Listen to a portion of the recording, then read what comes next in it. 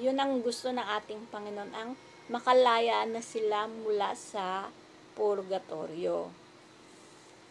A threefold benefit. Tatlong benefit daw, may tatlong benefit ayon kay Saint Gertrude. Number 1, it benefits the souls themselves. So, yung souls mismo na nagdadasal.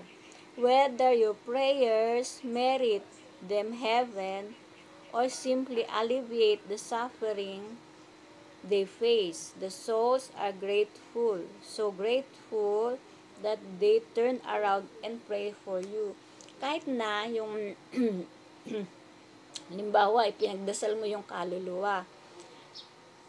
Kahit na kung sakali na makawala na siya doon, o kahit lang na magkaroon lang siya ng indulgence, mabawasan man lang ang kanilang pagdurusa, ay ipinapanalangin kanila dahil epektibo ang kanilang panalangin dahil sila ay mga suffering soul. So sila ay nagdurusa at iaalay nila ang kanilang pagdurusa ngayon sa iyo dahil ipinanalangin mo sila.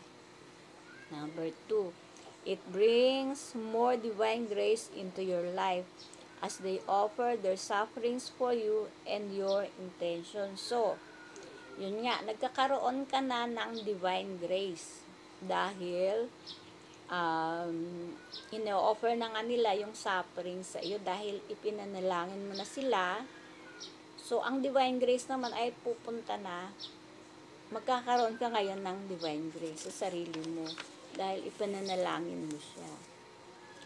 Number 3, it is a great comfort to the most sacred heart of Jesus who desires an end to their suffering more than anyone. So,